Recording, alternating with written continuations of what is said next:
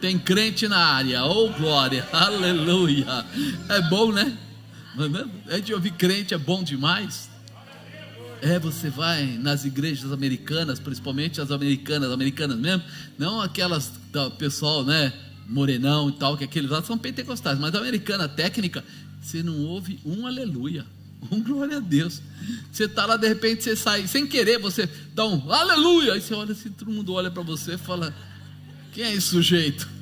Bicho estranho. E a gente adora ficar ouvindo o pessoal da glória, aleluia, e participar, né? Então, se permita ser um incendiário. Fala, eu vou ser incendiário. Eu vou começar a manifestar o poder de Deus na vida dos meus amigos. Vira para alguém do seu lado e fala: eu profetizo na sua vida que você também vai ser igual. Vai botar fogo no lugar que você chegou. Amém? Glória a Deus por isso. Eu hoje estava vendo ali um negócio na internet e de repente passou um daqueles bannerzinhos e eu estava reparando, e a pergunta do pastor para o outro era assim: por que nós temos que ser sal, né? E aí a pessoa respondeu, ele falou assim: não, porque sal dá paladar. Ele falou: também. Não, sal, às vezes quando a gente vê assim o pessoal no Nordeste ou em algum lugar que não tem luz, eles costumam colocar sal na carne para não estragar também, né? Protege e tal. Ele falou: não, mas não é nada disso. Aí eu falei: não é nada disso. Até eu me estranhei. Aí eu vi ele falando assim: nós temos que ser sal, porque sal provoca sede. Aleluia! Se você for sal de Jesus, você vai provocar sede nas pessoas de terem as águas dele, Jesus. Você vai receber esse poder. Então hoje eu profetizo que você vai ser o sal, que quando você chegar, as pessoas vão ouvir você e vão ter sede da palavra, vão desejar a cura, vão desejar o milagre, vão querer viver todas as profecias e as promessas que Deus tem colocado. Eu profetizo que você vai ser a ferramenta de Deus aonde você chegar. Talvez muita gente nem entenda isso, o quê? Eu não quero provocar sede de ninguém, mas você tem que provocar. A pessoa tem que olhar para você e desejar as águas do Senhor, né? Rios de água fluirão dentro de você. Eu sou o sal, mas eu também sou a evidência da água que mata essa sede que eu vou provocar. Amém, amado? Nós estamos aí no terceiro dia de uma série 12 por 12. Né? 12 por 12, e hoje é o terceiro dia. Se é o terceiro dia, nós estamos falando já lá para março, nós estamos adiantados, né? Mexendo com março e tal. E a semana passada nós falamos em busca da sabedoria. Meu irmão, você esquece rápido. Acho que eu vou mandar imprimir as coisas e entregar. O pessoal da multimídia vai imprimir para você umas folhinhas, aí você leva para casa, cola lá no seu espelho. E aí todo dia de manhã você olha lá e fala: estou em busca da sabedoria, estou em busca da sabedoria, estou em busca da sabedoria. Diga: eu estou em busca da sabedoria. E quem busca, encontra, acha. Então hoje eu quero falar para você sobre o encontro com a sabedoria. Diga: o encontro com a sabedoria. Porque quem busca, acha. Batei, abrir, pedis e recebereis. Lembra? Então você acha, você vai encontrar. E quando eu comecei a pensar nisso, eu falei: puxa vida, né? Nós falamos semana passada em busca da sabedoria, e que ela molda o nosso entendimento, ao ponto de realizarmos coisas que jamais realizaríamos para nossa própria capacidade. Então ela provoca, a sabedoria provoca você a realizar coisas que naturalmente você não faria, comumente você não faria, porque a sabedoria vem de Deus. Para nós a sabedoria vem de Deus. A gente não está apegado nas coisas comuns. Davi, ele era um sujeito muito especial, mas quando a gente vai olhar para a vida dele, nós lembramos que ele recebeu uma unção de Samuel. Lembra disso? Samuel despejou azeite na cabeça dele, e naquele momento Davi recebeu algo muito especial: a sabedoria de Deus. E a sabedoria de Deus traz consigo o quê? A ousadia de Deus. Diga: a sabedoria de Deus traz a ousadia de Deus. Você tem sabedoria de Deus? Então você tem que ter ousadia. Você não vai poder ficar parado, você não vai poder, ficar encostado. Se você tem a sabedoria, você vai se encher dessa sabedoria para ter ousadia, né? E é importante, né? Nós chamamos esta ousadia de fé. Diga, eu chamo ousadia de fé. Facilita, né? Quando eu falo ousadia, às vezes o cara fala, mas o que é ousadia? Ousadia é quando você vai além das coisas normais ou daquilo que você costumeiramente poderia realizar. Você sai na frente, você vai além. Então isso é um ato de fé. Fé é o firme fundamento do quê? Eu não vejo, mas eu espero, eu acredito que vai acontecer. Eu me posiciono, por isso que eu preciso ter ousadia. Por que eu tenho que ter ousadia? Como Deus pode fazer alguma coisa grande na vida da gente se a gente não tiver ousadia, não tiver fé? Imagina de repente lá o Moisés na frente daquele marzão, e ele vai lá cutucar a Deus, Deus fala para ele, diga para o povo aí marchar, atravessa esse negócio, levanta o que você tem na mão. E se ele fala assim, não vai dar certo, ó dia, ó mês, ó ano, esse mar é grande demais, o que aconteceria? Nada. Mas ele teve ousadia, ele teve fé, ele acreditou em Deus, então ele foi e fez exatamente como foi mandado, levantou a vara, chamou o povo, saiu marchando, foi, o mar abriu e ele atravessou o mar, você sabe mais que eu. Quantos mares já apareceram na sua frente? E você? Teve ousadia? Ou ficou naquela, não vai dar certo, o mar é grande demais, a situação...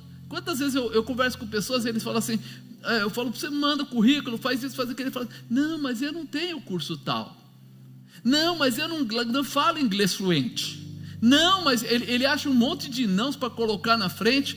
Essa pessoa está tendo ousadia? Você percebe? Que tem coisas que nós não vamos simplesmente pela nossa inteligência, pela nossa capacidade. A gente entra nessa dimensão de sabedoria de Deus. Deus vai preparar a condição para que eu alcance a realização. Mas para isso eu tenho que me mover, eu tenho que me disponibilizar. Porque de repente muitas pessoas podem de repente falar, fechou a empresa que eu trabalhava. E aí, o que você vai fazer? Vai dormir. Sim, vai dormir, acabou, não tem mais o que fazer. A empresa fechou. Mas peraí, você é a empresa? Não. Mesmo que a empresa fosse sua, você tem portas maiores para serem abertas. E uma das coisas importantes é você compreender isso, que a sua ousadia libera caminhos, define destinos, abre, espaços, e que muitas vezes nós estamos não permitindo que essa ousadia, essa fé seja colocada em prática. Então quer dizer que a sabedoria de Deus não fez morada em mim. Não, eu tenho Deus. Não estou falando de inteligência, porque tem gente que tem inteligência. Quem tem inteligência lê, quem lê sabe. Se eu falar para você assim, pode ir para a lua, o que você acha? Pode ou não pode? Sim, teve uns caras que foram. A lua tem crateras? Sim ou não? Segundo o que eles falaram, tem. Lá na lua tem Walmart? Não tem, porque alguém falou que não tem. Eu acredito, ele foi lá, olhou, não tem. Então eu começo a acreditar, e a minha inteligência diz isso. Agora, quando eu digo para você que você deve comprar aquela casa e você não tem dinheiro no bolso, você vai até lá para tentar comprar ou não? Depende da sua ousadia. Sim ou não? Porque se eu for uma pessoa metódica, eu vou fazer a conta, 1 mais 1 são 2 e eu só tenho 1,5, então nem vou. Mas se eu for uma pessoa que tem ousadia, estou dentro da sabedoria de Deus, tem fé, o que eu faço? Eu vou até lá. O que você vai fazer lá? Eu vou tirar o sapato, pisar naquele lugar, e aonde a planta dos meus pés pisarem, haverá posse, haverá domínio, porque a palavra diz que eu posso e eu posso. Se a palavra diz que eu posso e pronto. Mas por quê? Porque a sabedoria de Deus tomou a minha vida. É por isso que a gente não faz simplesmente, a gente ora primeiro. Senhor, o que o senhor acha? Nós vamos ou não vamos? Ele fala, vamos, então vamos.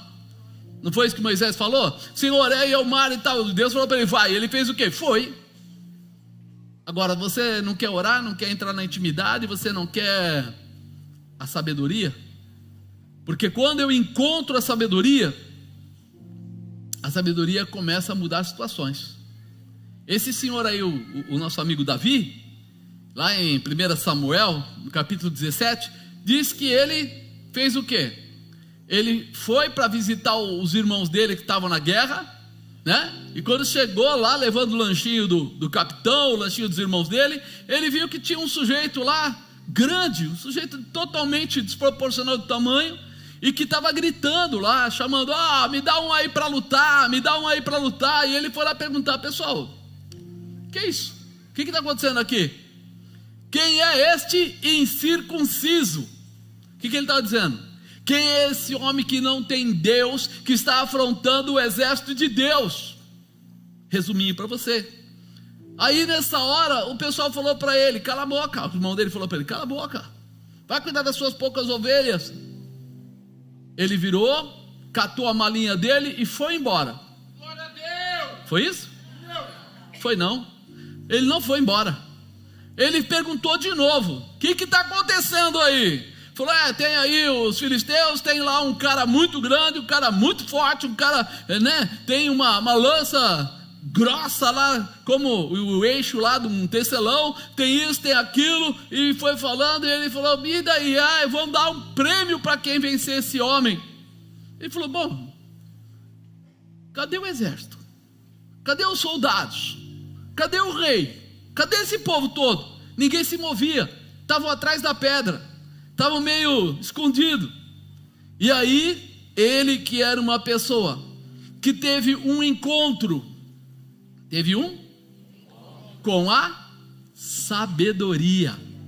Você lembra que foi, eu falei no começo, derramou azeite sobre a cabeça dele? Naquela hora, Samuel estava derramando o azeite e estava colocando sobre ele a sabedoria de Deus. Então ele teve um encontro com a sabedoria. Agora ele vai e olha para aquela situação e diz: mediante a Deus, a sabedoria de Deus, pode um incircunciso afrontar um homem de Deus, um exército de Deus? Não, não pode. Se não pode, por que ninguém se mexe? Me mexo eu. Ousadia. Aí ele fala: agora, linguagem minha, não é da Bíblia, agora esse gigante vai saber o que é ter um encontro com a sabedoria, porque ele veio achando que ele ia simplesmente guerrear. Pegaram esse jovem Davi e levaram ele até quem? Saul. Vem cá, gostosão, vem cá, vamos lá falar com o rei. E aí o rei chegou para ele e falou: Davi, não dá para você lutar com aquele homem, você é pequeno, franzino, e aquele homem é grande, poderoso, ele é um homem treinado em batalhas. Mas Davi falou para ele: o rei Saul, eu tive um encontro com a sabedoria. Eu vou te explicar por que eu tive um encontro com a sabedoria. Eu estava cuidando das minhas ovelhas, apareceu o leão, e eu matei o leão, catei ele pela barba e matei ele. E apareceu um urso, e eu matei também o urso. Eu imagino a cabeça de Saul olhando para isso. Ele matou o leão, ele matou o urso. E ele fala assim: e o mesmo Deus vai me dar a condição de matar esse gigante. Ele estava usando o quê? Sabedoria. Ele estava usando a presença de Deus com ousadia. Naquela hora ele não viu o problema. Por incrível que pareça, ele olhou para o gigante e falou assim: não é mais que o urso, não é mais que o leão. Se Deus já me deu os dois, vai me dar os três. Ousadia. Quantas vezes você já pensou nisso? Você diz que é crente, você aceitou a Jesus, você tem Bíblia, você ouve louvor, você ora junto com as pessoas, você teve um encontro com a sabedoria, mas quando vem uma dificuldade você não tem ousadia. Tem alguma coisa errada aí. Tem alguma coisa que precisa ser corrigida nesse negócio. Porque se você aceitou a Jesus, se você entrou na igreja, se batizou, se você tem a visão de Deus, você recebeu a sabedoria de Deus, e se a sabedoria de Deus está em você, tem que ter ousadia. Está na hora de corrigir esse negócio. Por isso, Saul naquela hora ficou tremendo, ficou balançado. O que eu faço agora? Aí Saul pensou logo: vou resolver essa parada. Pega a minha armadura, coloca em Davi. E aí começaram a colocar em Davi, mas Saul tinha, vamos falar, 1,95 m, Davi tinha assim 1,60 m e alguma coisa. Imagina o tamanho da armadura de um no outro. Encaixava? Davi falou: eu não quero essa armadura. Por que ele não queria armadura? Porque ele teve um encontro com a sabedoria. E quem tem a sabedoria nunca, ouve bem, nunca vai colocar a armadura da covardia. Porque se Saul fosse mesmo macho, se ele tivesse mesmo determinado, ele era o rei, ele era alto, preparado, venceu o filisteu, fez isso e aquilo. Agora quem deveria estar lá lutando? Quem? Saul. Mas ele não vai, mas quer colocar a armadura dele nas costas de Davi, para tentar ganhar um ponto no negócio. Presta atenção, a sabedoria não aceita a ajuda do mundo, a sabedoria aceita a ajuda de Deus. A ousadia que está nele não é a ousadia humana, mas é a ousadia do Senhor. Ele pode não enxergar o gol, mas ele só tem que chutar a bola, porque de um jeito ou de outro essa bola vai entrar no gol. Ele vai fazer a coisa. Não foi assim que a pedra acertou a testa do gigante? Espera aí, ele não precisava da armadura. Ele sabe o que ele fez? Ele foi lá, pegou a funda, foi no ribeiro, pegou 5 pedras. É ousadia demais, não é, irmão? O homem do outro lado com um escudo no peito, com toda aquela preparo nos pés, na cabeça tinha um capacete lá com uma abertura apenas, tinha lá um escudeiro carregando mais alguma coisa do gigante, e ele pega 5 pedras. Por que ele pegou 5? Porque só precisava de uma. As outras 4 era só para não perder, sabe aquela, de repente eu vou leve demais? Ele pegou tudo assim, colocou no bolso e foi embora.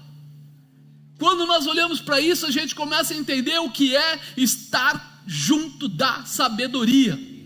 Toda vez que eu estiver na sabedoria, a minha ousadia não é mundo, a minha ousadia é sobrenatural. É vencer com as coisas pequenas, com as coisas que ninguém acredita, com as coisas que ninguém valoriza. Quem é você? Pensa um pouco, quem é você? Não, eu sou o menor na casa do meu pai. E a minha tribo é a menor das tribos. Quem era esse? Gideão, o próprio Saul, quando foi escolhido a rei. Mas peraí, por que Deus gosta de trabalhar com as coisas que ninguém acredita? Porque Ele gosta de mostrar o tamanho da glória da sabedoria, do poder da sabedoria. Ele é a sabedoria. Por isso, quando começa aquela situação, aquela dificuldade, aquele momento, Davi está confirmado, está tranquilo. Eu vou para essa guerra, mas eu não vou sozinho. Eu estou bem amparado. Eu sei quem está comigo. Você se sente pequeno, irmão? Saiba que Deus é contigo. Saiba que a sabedoria de Deus está sobre você. Você não tem dinheiro? Que maravilha! Pois é na ousadia que Deus vai multiplicar o recurso. É na ousadia que Deus vai te capacitar naquilo que for necessário. É na ousadia que Deus vai abrir os caminhos. Mas eu não sei, eu estou enfermo, ninguém sabe como vou ser curado. É na ousadia que Deus vai trazer a cura sobre a sua vida. É na ousadia que Deus vai abrir porta onde não tem porta. É na ousadia que Deus vai quebrar barreiras. É na ousadia que Deus vai fazer milagres. É na ousadia que Deus vai glorificar o nome dele através de você. É na ousadia. Se liga, se prepara, se estabelece. Deus não conta com a sua força, Deus conta com a sua ousadia. Será que você consegue entender isso? Fala para a pessoa perto de você: ousadia não é ter, é acreditar em quem tem, no teu Deus. Ele quer mover você no poder. Nós às vezes ficamos tentando achar desculpas, como eu vou, como eu faço, o que eu devo fazer. Davi foi, e quando ele foi até lá, ele teve alguma dificuldade, porque o gigante veio para cima dele. O gigante chegou lá e falou: peraí, por acaso eu sou um cachorro para esse rapaz vir com pau, para vir com pedra? Tem alguma coisa errada aqui? E ele vai e fala para Davi o quê? Hoje mesmo vou cortar sua cabeça e vou dar você para as aves. Davi ficou com medo, pegou a bolinha dele, os negocinhos dele e saiu correndo, foi isso? Davi correu, mas correu para cima do gigante. Sabedoria traz ousadia.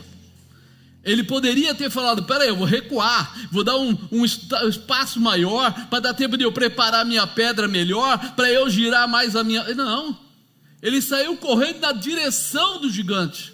Aleluia! Isso é o quê? Ousadia. E só tem ousadia quem recebeu, teve encontro com a sabedoria. Hoje você precisa mudar o seu coração. Hoje você precisa estabelecer a sua visão. Hoje você precisa se liberar de tudo aquilo que o mundo tem colocado com medo, temor, dúvida, porque Ele é o Senhor da sua vida. Você está no mundo, mas você pertence a Deus. E nós precisamos abrir o nosso coração para viver a promessa que o Senhor tem colocado. Ele sabia: eu estou fazendo conforme a vontade de Deus. Disse mais, lá no 44, fala assim: disse mais o filisteu a Davi: vem a mim, darei a tua carne às aves do céu e às bestas do campo. Davi, porém, disse ao filisteu: tu vens a mim com a espada, com lança, com escudo, porém eu vou a ti em nome do Senhor dos exércitos, o Deus dos exércitos de Israel, a quem tens afrontado. Hoje mesmo o Senhor entregará na minha mão, ferir-te-ei e te tirarei a cabeça e os corpos do arraial dos filisteus. Darei hoje mesmo as aves do céu e as bestas da terra, e toda a terra saberá que há Deus em Israel. Saberá toda esta congregação que o Senhor salva, não com espada, nem com lança, porque do Senhor é a guerra, e Ele vos entregará na nossa mão. Ele estava numa intimidade. Ele tinha realmente tido um encontro com a sabedoria. E uma coisa interessante, eu falei para você que a sabedoria para nós vem de... Aquele gigante era treinado para a guerra. Tinha arma, tinha preparo, tinha força, devia ir na academia todo dia lá, levantar o halteres dele, treinadaço. E Davi, magrinho, né, sardento, aparentemente só ficava com as ovelhas dele e tal, não tinha esse preparo. E nós muitas vezes não estamos entendendo. Quando eu falo para você do encontro com a sabedoria, eu falo para você do encontro com Deus. Ali, o gigante jamais esperou que ele também ia ter um encontro com a sabedoria, mas era um encontro com a sabedoria, Deus, ele sendo um incircunciso, ou seja, alguém que não tem parte com Deus. A mesma sabedoria que estava ali naquela hora, ou seja, a presença de Deus, para um foi bênção, para outro foi uma maldição. Mas por quê? Porque só quem tem intimidade com Deus se prevalece, usa a sabedoria de Deus. Quem não tem intimidade com Deus, depara com a sabedoria de Deus em alguém e começa a ter uma dificuldade. O gigante falou para ele: vou cortar sua cabeça, vou dar você para os animais, vou fazer isso, vou fazer aquilo. O jovenzinho falou a mesma coisa para ele. Mas quem prevaleceu? Davi. O menor prevaleceu sobre o maior. Por quê? Porque quando nós falamos de entendimento, de conhecimento, nós podemos falar que quem luta melhor vence. Quando nós falamos da sabedoria de Deus, nós falamos que a vitória vem do Senhor. Vem do Senhor. Tanto que ele fala aqui: saberá toda essa congregação que o Senhor salva, não com espada, nem com lança, porque do Senhor é a guerra, e Ele vos entregará na nossa mão. Ele não está indo lá para brigar com ele, dizendo assim: ó, eu sou primo do Kung Fu, eu sou amigo do Jiraiya, eu conheço tudo. Não, não. Eu estou indo em nome do Senhor dos Exércitos. Eu estou indo porque a sabedoria está comigo. Eu integrei, coloquei ela na minha vida e ela faz a diferença. Por isso não é o dinheiro, não é a capacidade, não é a força física, não é o entendimento, mas é o poder que vem de Deus que se manifesta na tua vida. Você consegue entender isso? Que o milagre já está determinado para você. Que Deus, quando falou para aquele jovenzinho: vai que eu estou contigo, Ele não falou assim, ó, vai, mas quem sabe, se você der sorte, talvez você vai vencer. Não, não. Já falou, vai lá. É conosco. Essa briga já está ganha. Honra o meu nome. E Davi foi? Ah, mas apóstolo, por que muitas vezes eu entro nas brigas, nas coisas, e eu não venço lá na empresa, e eu não venço no negócio? Será que você está indo lá para honrar o nome do Senhor ou para honrar o seu nome? Será que você está fazendo as coisas porque você acha que já é capaz, já é preparado, já sabe tudo, já tem toda a estrutura, já tem histórico de passado, já sabe aquelas coisas que as pessoas fazem? Porque quando você começou a vir para a igreja, quando o pastor falava para você, nós vamos ajoelhar e vamos orar, o que você fazia? Quando o pastor falava assim, nós vamos ofertar, porque nós vamos fazer coisas tremendas e a sua oferta vai ter resposta de Deus, o que você fazia? Você entendeu?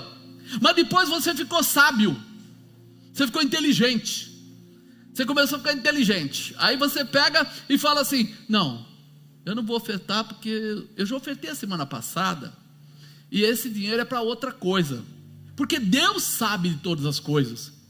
Essa frase você nunca ouviu, né? Deus sabe de todas as coisas. Ouviu? Então, aí você começa a colocar uma porção de padrões seu. Aí você tem lá R$1.000 no bolso. E aí você sonha assim, puxa, eu queria comprar, trocar apartamento, mas não dá para trocar, porque está difícil as coisas, né? E tal. Aí vem uma voz do seu ouvido e fala assim, oferta. E você fala assim, não, só tem esses 1.000 aqui, não vou ofertar não.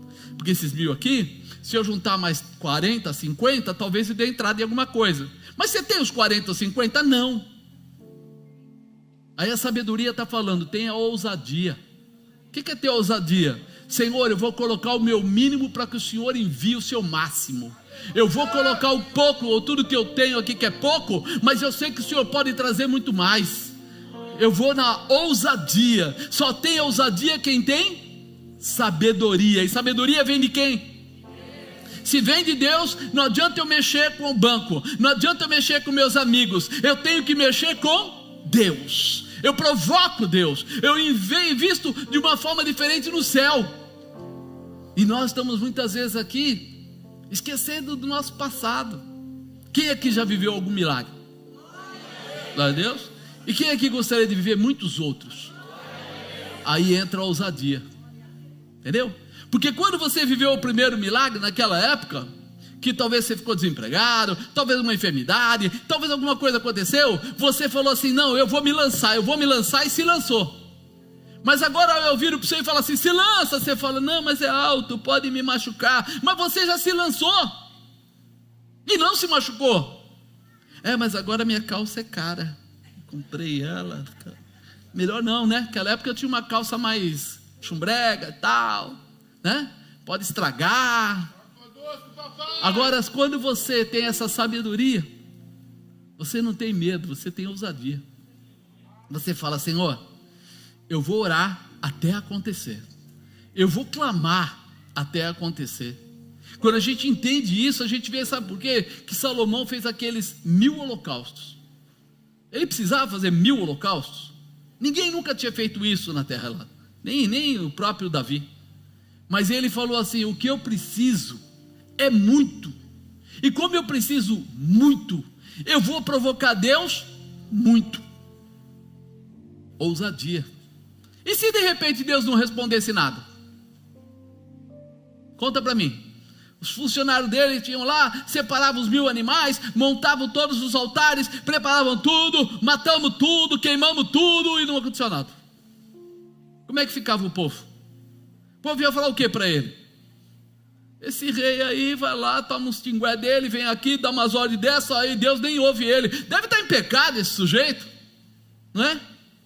Só que de repente ele não se preocupou com isso. Ele se preocupou com Deus. Eu vou honrar a Deus. E como eu vou honrar a Deus, eu não quero nem saber o que os outros acham. Eu vou entrar nessa dimensão com ousadia. Cutuca o irmão do lado e fala: está tendo ousadia aí no coração? Você está lembrando quantas vezes você não teve ousadia? Quantas vezes você foi no armário e guardou a sabedoria para não usar, porque sabia que depois ia ter que ter ousadia, né? Ia ter que se expor, como diz, tem que se expor. E essa situação é a que constrange a gente. Parecia a impetuosidade de Davi, como se ele fosse defender a sua própria honra, mas a verdade é que Davi estava defendendo o povo judeu e se estabelecendo para mostrar o tamanho do poder e da glória de Deus. Ele não estava lá para ele. Ele não pensou assim: se eu matar esse gigante, nossa, estou com emprego garantido. Vou ser chefe. Vou ser chefe. Ele não pensou nisso. Ele pensou assim: esse incircunciso está atacando o exército do Senhor. Esse exército é de Deus. O exército era de Deus. Por que o exército estava escondido atrás da pedra? Por que o exército estava lá? E agora quem é que vai? Quem não vai? Quem é que vai fazer? Né? Um dia uma pessoa falou isso muitos anos atrás, falou para mim assim: o senhor não acha que o senhor pede dinheiro demais na igreja? O que você acha? Fala assim: tá, eu não peço mais dinheiro na igreja. Quem vai pedir? Você? Quem vai levantar o dinheiro para pagar o aluguel, pagar a água, pagar a luz, arrumar a cesta básica, fazer EBF, que é só EBF, 80 e tantos mil, arrumar a sala da criança, fazer isso? Quem vai ser? Tem que ter alguém que tem ousadia, alguém que acredita no poder de Deus. Porque se não acredita, meu irmão, todo mundo estava lá na igrejinha, 270 metros quadrados. O tamanho da primeira igreja que eu dirigi era menor que esse altar. A igreja toda, não é o altar, a igreja toda, com altar, com tudo, era mais ou menos isso. Aí um dia você vai lá e fala com o proprietário daquele galpão lá de baixo, e ele fala para você assim: o que você quer com o meu galpão? Aí você fala para ele: quero alugar. O que você vai pôr aí? Uma igreja. Cara, você está louco, não tem nada a ver. Tudo a ver. Bom, o aluguel, você sabe que o último cara que saiu de lá pagava 18 mil. Pois é. E você?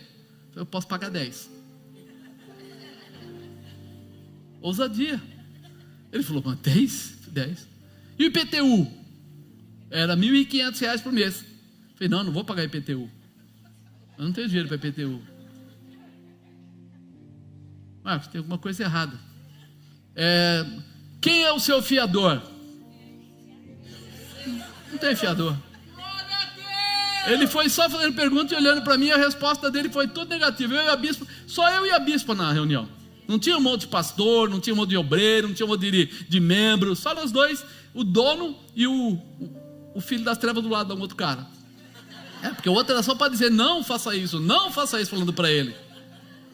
E ele falou assim: por que você não pega um empresário da igreja? Falei: porque empresário muda de ideia. Eu tenho empresário aí, mas não confio assim. Então, não tem fiador. E no final da conversa, sabe o que ele faz? Vou alugar para você.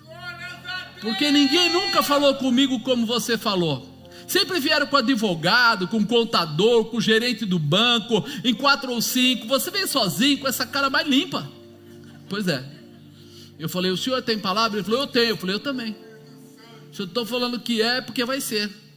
Ele falou: eu sou da época do fio de bigode. Eu falei: eu não tenho bigode. Na época da barba cortada, eu falei: mas eu tenho palavra. E assim, nós alugamos aquele salão da Kennedy, sem uma cadeira, sem um altar, sem nada, sem um pedaço de fio. porque até a luz lá dentro era 6 lâmpadas de mercúrio de 250, ficava vermelha assim as fotos na igreja. Fora que logo no começo não tinha nem a caixa de força, porque com a outra empresa que saiu mandou desligar e levar a caixa embora. Então eu fazia culto com um carro na porta, punha um carro em cada porta com o farol ligado, e o culto era na garganta. E aí? Quer ousadia? Quer mais? O pessoal chama assim: por que você pede dinheiro? Por que você faz isso? Por que você faz aquilo? Por que não sei o quê? Porque se não fizer, quem vai fazer? Os meus meninos aqui, meus pastores, eu adoro, amo eles de paixão, sabe, confio neles muito, mas na época eles eram jovens demais para jogar o peso das costas dele. Não é? Eu ia botar lá, o Juliano não tinha empresa, tinha, Ju? Não tinha empresa, o Fabinho estava começando a carreira dele, os pastores tudo começando, o pastor Márcio ali junto, mas não podia pegar um peso desse e colocar nas costas dele. Davi não pediu para o irmão dele ir lá, também não pediu para o Saul ir lá. Ele falou assim: tem que ir, Deus? Tem. Vamos lá. Mas o que você vai levar? A funda e as pedras, porque é o que eu tenho, né? O que Davi sabia usar? A funda e a pedra. E Deus vai te dar vitória naquilo que você é, naquilo que você tem, naquilo que você pode. A ousadia, ela não tem quantidade. Talvez você pense: mas como é que alguém vai comprar um imóvel se ele não tem dinheiro? Como é que alguém vai comprar um carro se ele não tem dinheiro? Como é que alguém vai entrar numa empresa se ele não fala inglês, se ele não tem totalmente formado lá a faculdade? Como é que ele vai ser? Vai na sabedoria de Deus com ousadia. É só isso. Nós não estamos ali querendo medir forças com ninguém. Não. Nós estamos indo debaixo de uma cobertura apostólica poderosa da palavra do Senhor. Somos enviados. Diga: eu sou enviado. Ser apostólico é ter um propósito, é ser enviado. E eu estou enviando você como seu apóstolo para vencer, para alcançar os seus objetivos, para passar por sobre. Vai com ousadia que o Senhor é contigo. Ei, não fica parado esperando. Envia a carta, envia o currículo, faz a ligação, vai até o lugar, põe os seus pés naquele lugar e diga: esse lugar está sendo tomado como posse minha, porque o meu Deus é o meu guardador. Não se encolha. Aos nossos olhos parece tudo uma loucura. Davi teve um encontro com a sabedoria, e agora estava liberando aquilo que ele recebeu de Deus. Hoje Deus está mexendo com o teu coração. Hoje você está sabendo. Você aprendeu o que era sabedoria, agora você está aprendendo o que é ter encontro com a sabedoria. É ser ousado, é se propor a vencer. Pessoas têm lutado para proteger a sua própria honra. Pessoas estão lutando porque foram feridas na sua área de orgulho e ficam com dificuldades. Tentam provar. Você não tem que provar nada. Vai e realiza. Quem vai provar é Deus. Quem vai te ajudar é Deus. Muitas vezes as pessoas ficam assim. Eu lembro, a primeira casa que eu comprei era no Jardim Belita. Eu falei assim: eu tenho que vender o carro para poder dar entrada. O cara me deu lá uns dias para vender o carro, e eu estou lá já com o papel na mão, muito feliz, né? Eu não era casado ainda, mas falei assim: bom, agora eu vendo o carro, eu pego o dinheiro, põe na entrada, ele já está cuidando do financiamento, vai dar tudo certo. Uma semana antes de ter que dar o dinheiro, eu consegui vender o carro. Vendi o carro, dinheiro na conta, tudo certinho. Aí eu fui fazer um trabalho em São Paulo, peguei o carro do meu pai emprestado, um Gol 0, tinha assim uns 1.000 quilômetros rodado, e fui eu e meu irmão, estávamos juntos. Meu pai falou assim: passa primeiro na seguradora, porque precisa fazer a vistoria do seguro. Falei: pai, não leva mal, mas não dá tempo. Eu tenho que ir lá para São Paulo primeiro, lá no centro. Aí eu vou lá, e depois quando eu voltar, eu passo e faço a vistoria. Falou: Marcos, passa primeiro na seguradora. Pai tem uma voz, né? Passa primeiro na seguradora. E eu falei para ele, não. Aí eu estou voltando já, tinha ido, estou voltando, e dei uma acelerada no veículo, porque era 0, coisa linda. Aí de repente, quando chega num sinal, pá, muda para amarelo. Eu buzinei, falei, não dá tempo. Uma senhora conversando com a pessoa que estava do lado dela, entrou junto. Batemos de bico.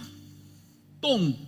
Arranquei a roda do carro dela, dobrou, toda a frente do carro foi embora, a capota dobrou, quebrei a mão, decidi ir lá, e ficou aquela situação, e aí, tudo bem, fui para casa, né? Meu irmão achou que era, como é que sai fora o nervo, quis colocar no lugar puxando, imagina eu chorando, e aquela coisa toda.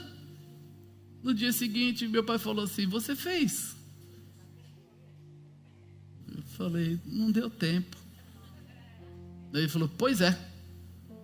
E agora? Eu falei, agora, pega o dinheiro do meu carro que eu vendi, era um carro 0 também, novinho, pega o dinheiro do carro e paga o seu, arruma o seu. Aí ele foi, mandou arrumar, pegou dinheiro, pagou tudo. E agora, e a entrada da casa?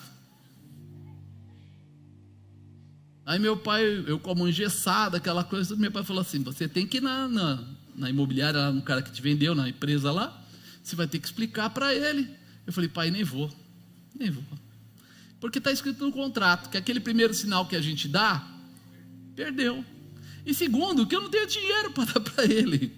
Ele vai falar assim, tá bom, você não me dá esse mês, dá o mês que vem? O que eu falo? Ele falou, Marcos, meu pai não era evangélico, ele era católico, mas ele falou, Marcos, Deus trabalha por você. Vai. E você vai contar para ele a sua história. E Deus vai falar por você.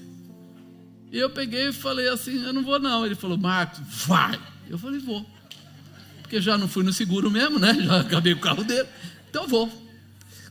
Cheguei lá, esperei um par de tempo lá, porque, né, problema o pessoal tenta segurar. Aí fui conversar com ele. Aí comecei a conversar, explicar o assunto, ele já viu o braço. Aí tal. No final ele falou, Marcos, o que é que você precisa que eu faça? Eu falei, cara, eu nem sei o que te falar, porque eu vou ficar uns 45 dias com a mão engessada, sou autônomo, não tenho salário, só ganho comissão. Eu não tinha salário, só comissão. Então, se eu não estou trabalhando, eu não estou ganhando.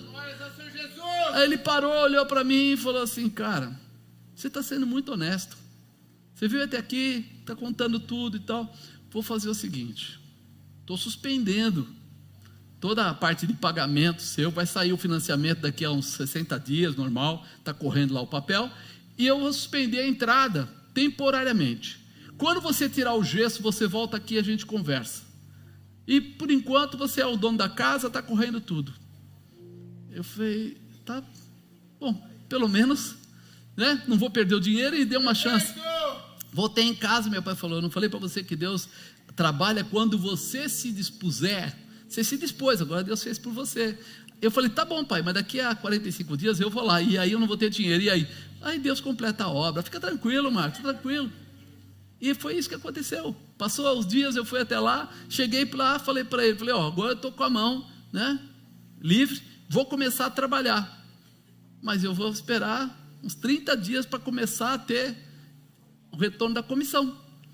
Ele falou, tá, vamos combinar o seguinte, eu te dou aí 3 meses para você vir trazendo o dinheiro que você tiver e a gente vai pondo. Quando passar os 3 meses a gente vê o que faz. E naqueles 3 meses eu consegui ganhar o dinheiro para pagar aquela entrada e fiquei proprietário da casa e vivemos lá, depois casamos um bom tempo. Aí você fala assim, se não fosse meu pai provocar a ousadia em mim, tinha ficado. Aí você fala, puxa vida, peraí, nós sabemos que Deus pode, porque naquela época ele falou para mim, você não vai porque você sabe, você vai porque Deus vai te ajudar, mas vai, porque Deus só pode agir quando você se posicionar. Você quer que Deus faça, mas você não quer fazer nada, você não tem ousadia. Davi foi para frente da batalha, sim ou não? Sim. Davi encarou o gigante? Sim. Ele correu do gigante ou correu para o gigante? Ele correu para o problema, ele foi para cima do problema. Está na hora da gente ir para cima dos problemas. Eu não sei o que é que está tirando a sua paz, nem aquilo que você deseja, e está parado, está preocupado, mas eu sei de uma coisa: Deus vai fazer na sua vida, irmão. Tem um sonho no seu coração e você está achando que não consegue, e Deus está mandando dizer para você: você vai fazer. Ei, conta de hoje 45 dias, e eu vejo você assinando um papel. Pega esse papel, porque muda a tua história. Deus está falando para nós que tem coisas que nós não temos coragem, porque nós acreditamos na nossa pouca possibilidade. Mas eu vou me liberar para que Deus faça. Eu vou até lá, vou ter ousadia para que Deus realize. É outro tempo, é o momento. A gente faz uma porção de coisas, sabe por quê? Por causa do nosso orgulho pessoal, porque as pessoas nos conhecem, porque o que vão achar de mim, o que vão achar do meu negócio. Eu lembro nitidamente, quando eu fiquei só na igreja, naquela época eu comprei uma Towner. Você já viu a Towner? É um carraço, é uma Mercedes. Eu saí de acho que na época, qual foi o carro? Acho que um Vectra, 0, e depois o próximo carro foi uma Towner, igualzinha, nem sentia quando ela andava, né? Pergunta para a pastora Aldize, ela sente bem a Towner. Uma vez que ela fez uma cirurgia, e eu fui buscar lá ela no hospital, e aí eu sei que, não foi a bispa, que eu fui buscar a bispa, ela foi comigo. Eu sei que o carro pulou, ela, minha costela e coisa do tipo. Quando a gente faz isso, eu tinha vergonha de todo mundo. Eu olhava para o pessoal e falava: pô, quem te viu, quem te vê, né? Um dia no carrão, outro dia no cacareco e tal. Mas, amado, aquilo não é você e nem sou eu, é um carro que passou, e no tempo oportuno foi mudando, foi crescendo, foi trancando, então nós muitas vezes ficamos olhando para, eu acho que aquela pessoa está olhando para mim. Eu achava, todo mundo que olhava para mim, eu falava assim: eles estão olhando para o meu carro. Sim, eles estão olhando. Sabe quando você tem um sapato furado? Você já teve um sapato furado? Tem gente que nunca teve, mas quem teve sabe o que eu estou falando. Você tem o sapato furado, e toda vez que você vai sentar, vai alguma coisa, você olha para ver se não tem ninguém atrás. Porque você fica assim, o cara vai ver. E quando a pessoa olha para baixo, você fala: ele viu que o sapato está furado. Mas aquele sapato é a sua vida? E por que você fica tão preocupado com ele? A ousadia, ela quebra barreiras, ela ultrapassa essas coisas tão pequenas do orgulho, que rouba a gente tanto, que tira da gente aquilo que é tão importante. Então, para um pouquinho, começa a lembrar: o encontro com a sabedoria não pode ser apenas um flerte momentâneo. O encontro, presta atenção, o encontro com a sabedoria não pode ser um flerte momentâneo. O que é um flerte? Você já reparou? Quando um menino vê a menina e dá uma risadinha, faz assim, um trejeito, tal, mas é aquela hora, depois cada um vai para um lado e acabou, foi só aquela hora. Não é nem um namoro, é só aquela coisinha. Tem gente que está tendo flerte com a sabedoria. Fica no pé de Deus: Deus, eu te amo, eu te adoro, tu és maravilhoso, porque está precisando da porta de emprego, porque está precisando de dinheiro, está com um problema em casa, alguma coisa. Mas no dia seguinte ele faz o quê? Volta à sua vida normal. Quando a pessoa tem um período curto, né, de sabedoria, ele pode até tomar uma atitude, mas logo ele perde ela. Ele consegue entrar na empresa, mas não consegue se manter na empresa. Ele consegue comprar uma casa, mas ele não consegue pagar a prestação. Ele consegue, sabe essa situação assim? Ele começa um negócio porque buscou a intimidade, recebeu a sabedoria, tomou uma atitude de ousadia e ele alcançou. Mas isso não é momentâneo. Isso é um casamento. Tem que ser como um casamento. No casamento você tem responsabilidade. No casamento você tem fidelidade. No casamento você tem lealdade. Tem amor, apaixona. Tem que desejar estar junto todos os dias. A sabedoria é a intimidade com Deus. Não é estar uma vez ou outra. Tem gente que um dia está na igreja, outro dia não está. Tem gente que um dia está em Deus, outro dia está no capeta. Verdade. É ou não é? Ele muda ao bel de quem está perto, das pessoas, dos conhecidos, dos amigos, e ele perde, porque ele não aguenta manter aquilo que ele gerou. A ousadia, ela tem que ser mantida, ela tem que ser continuada.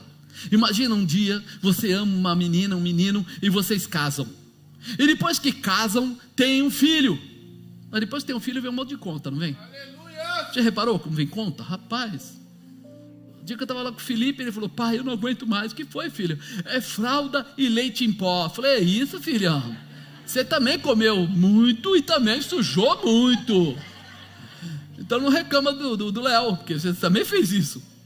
Ele falou: pô, mas eu não sabia que era assim. Ah, não sabia? Fique sabendo. E se tiver o segundo, de novo. E tiver o terceiro, de novo. Sim ou não? É ou não é, irmão? É. E você fala assim: eu custo para comprar e ele custa para sujar. Acabou. Troca a fralda. Você já reparou? Quando você acabou de trocar a fralda no bebê, colocou uma limpinha e de repente ele usa a fralda bem naquela hora? Ele não gosta de ir em banheiro sujo, ele gosta de banheiro limpo. A gente ri, né? Faz tudo. É um custo, é um ônus. Agora imagina, amado, quando vier os problemas, você abandona? Fala: filho, depois da fralda eu não quero mais você. Não, peraí. Nós temos que ter ousadia para começar, para continuar e para terminar a obra que Deus nos deu, porque nós somos ligados na sabedoria. Então hoje nós precisamos começar a abrir o nosso coração. O encontro com a sabedoria tem que ser como um casamento. Não adianta, tem que ter esse posicionamento, até que a morte nos... Na verdade, não separa, porque quando você morre na sabedoria, você vai diretamente para a presença. É bênção. Por isso que vale a pena você ter a sabedoria de Deus, andar com Deus, ter intimidade com Deus, porque o próximo passo disso é ousadia para sempre. Ousadia para sempre. Você vai ver isso com Deus sempre, né? Certamente a sabedoria sempre estará com quem for mais íntimo do Senhor. Nós temos que entender isso. Ah, mas quem sabe mais? A mulher, o marido, o filho, a filha, a avó. Quem tiver mais intimidade com Deus vai ter mais sabedoria de Deus. Meu pai teve mais que eu. Ele falou para mim: vai lá conversar.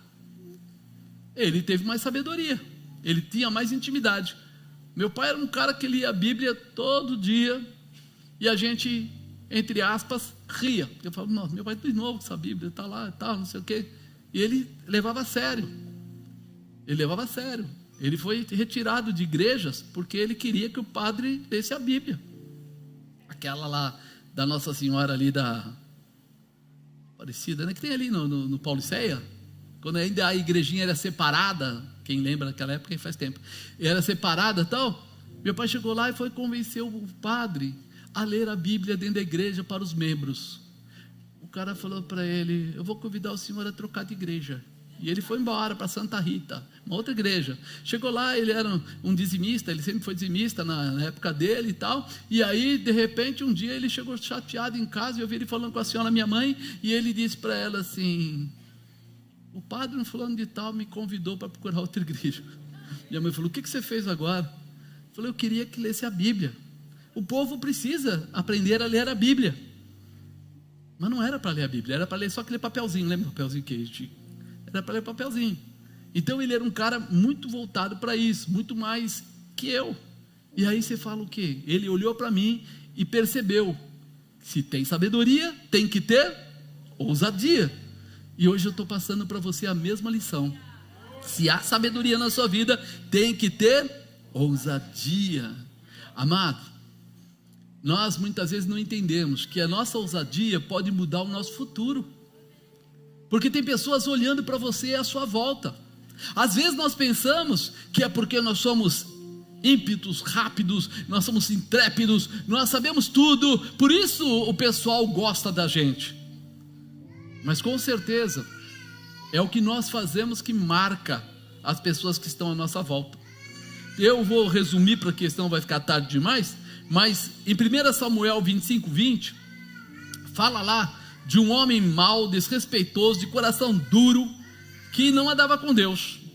E Davi, naquela época, ele estava andando, porque tinha tido problema lá com Saul, ele estava andando pela terra, e ele de repente se escondia naquela região, e ele sabia que ali tinha as fazendas de Nabal, e esse Nabal tinha muitas ovelhas, tosqueava, era bem o tempo da tosquia, E ele mandou os soldados dele, porque ele protegia aquele pessoal e aquela região.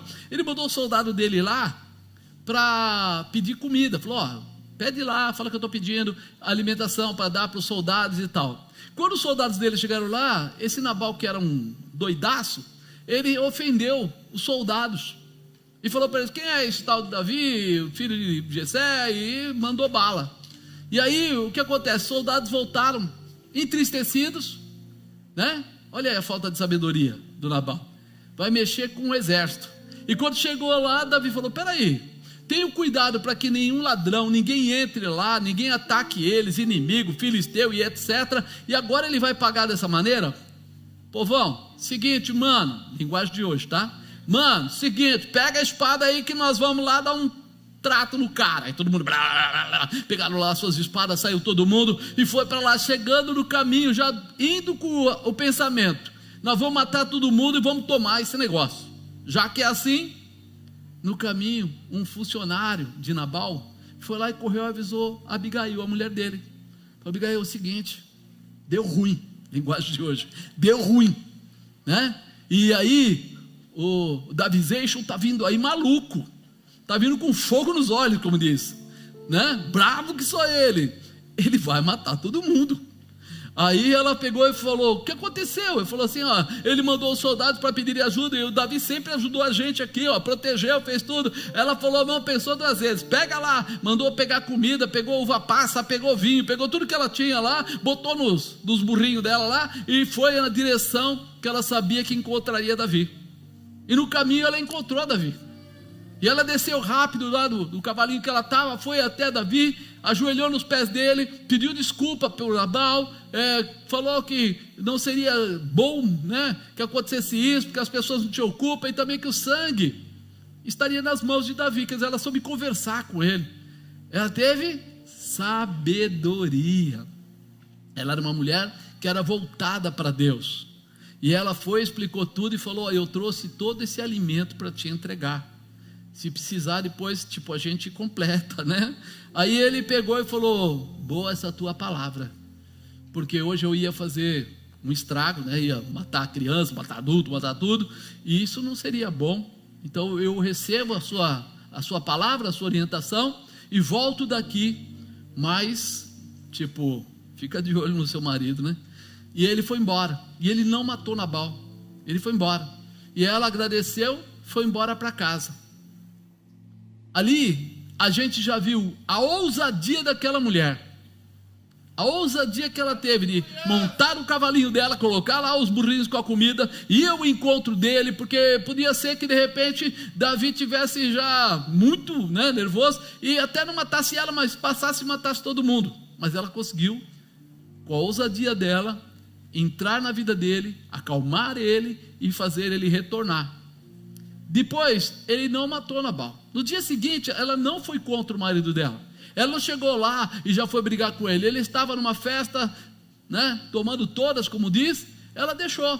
No dia seguinte ele dormiu, acordou de manhã, tranquilão, né? Porque quem bebe fica sempre aquela: estou com dor de cabeça, aquelas coisas assim, né? Gosto de cabo de guarda-chuva na boca, assim que o pessoal falava, e não sei o que, não estava bem. Mas ela falou assim: eu preciso falar algo para você.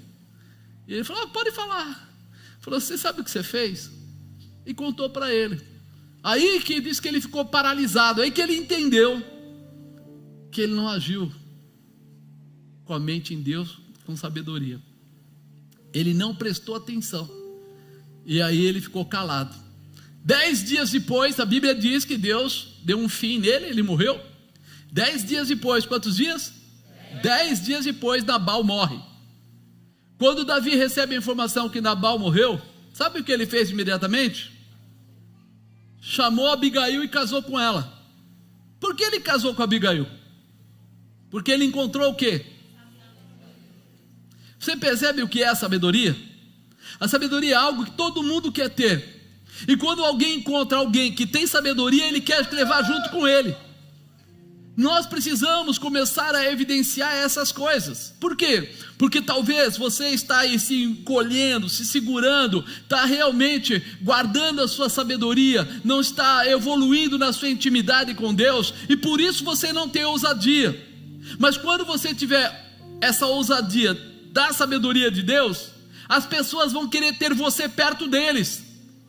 É aí que você é promovido na empresa e não sabe nem porquê. É aí que você é convidado a trocar de empresa por alguém, você não sabe nem como. É aí que alguém aparece te oferecendo uma casa, um negócio, alguma coisa para trocar ou para fazer negócio. Você nem entende bem o que está acontecendo, mas vai beneficiar a sua vida. Porque quem tem sabedoria, quem entra com ousadia, provoca nas pessoas que estão em volta também o desejo de tê-lo por perto. Diga: todo mundo sabe quem é Deus, até os mais perdidos. Você nunca orou por alguém que pediu oração e você falou assim: esse cara é um pilantra, mas ele sabe quem é Deus, e ele sabe que você tem parte com Deus, sim ou não? Sim. Muitas vezes me chamaram para orar, muitas vezes eu até falei assim: Deus, eu não vou. E muitas vezes Deus falou assim: vai sim. Mas Deus, o cara não presta. Ele falou assim: mas ele chamou você porque ele viu eu em você. Então, vai lá. E eu, tá bom, Senhor. Ia lá e a pessoa me tratou super bem e eu orei por ele. Alguns se converteram, outros não. E aí? Não importa. Ele enxerga a presença de Deus na sua vida. Então você comece a ter que ser a ousadia de Deus na terra. Você tem que ser aquele que vai manifestar a glória do Pai, a glória do Filho e a glória do Espírito Santo onde você chegar. Diga: eu vou viver a ousadia que Deus preparou para aqueles que são seus.